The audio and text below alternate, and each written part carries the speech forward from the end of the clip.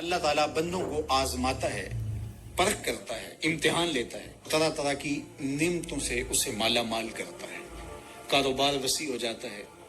اس کے لیے دولت کے انبار لگ جاتے ہیں، دنیاوی مال و اسباب اس کے لیے جمع ہو جاتا ہے،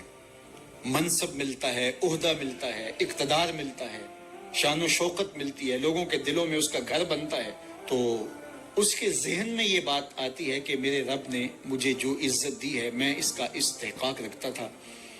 اور میں اگر اس لائق نہ ہوتا تو مجھے کیوں نوازا جاتا، تو گویا میرا رب میرے اوپر راضی ہے۔ اور پھر جب محفل نعت میں مہمان خصوصی بھی بن گئے تو پھر تو ان کے نفس کو اور تسکین مل گئی۔ جب پیر صاحب نے بھی ان کو ہی اہمیت دی تو پھر انہیں لگا کہ واقعہ ہی ہمارا رب ہم پہ راضی ہی ہے، تبھی تو ہمیں مذہبی طبقوں کے اندر بھی اہمیت مل رہی ہے، حالانکہ وہ جانتے ہیں کہ ہم نے یہ دولت کیسے حاصل کی ہے، وہ جانتے ہیں کہ ہمیں سجدے کی توفیق نصیب نہیں ہے، وہ جانتے ہیں کہ آج اس محفل میں مہمان خصوصی سے تو کل ہم شراب خانے میں تھے، انہیں پتا ہے، لیکن اس کی طرف توجہ نہیں جاتی، سوچتے نہیں ہیں، بلکہ وہ یہ سمجھتے ہیں کہ ہمیں یہ جو عزت مل رہی ہے یہ اللہ تعالیٰ کی طرف سے ہماری کسی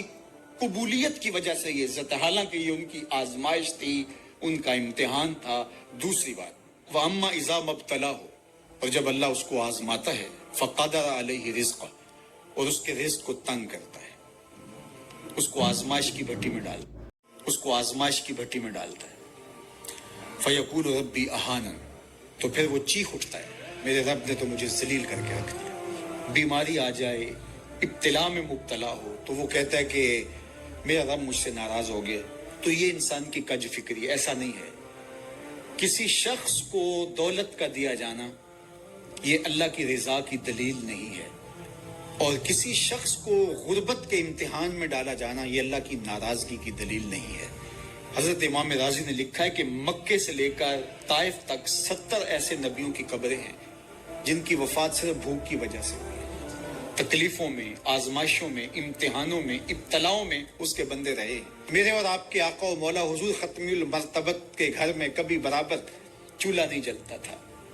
کبھی کھانے کے لیے کچھ میسر نہیں ہوتا تھا، پانی پی کے اور کھجور کھا کے گزارا ہوتا تھا، تو یہ تو کوئی دلیل نہیں ہے۔ اللہ کی رضا کی دلیل کیا ہے؟ نیکی کی توفیق مل جانا،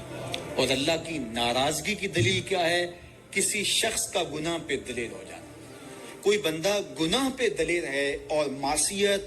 نافرمانیاں، اللہ کے حکموں کو توڑنا اس کا مزاج ہے، تو سمجھو اللہ اس سے ناراض ہے۔ اور اگر کسی کو اللہ نے سجدے کی توفیق دی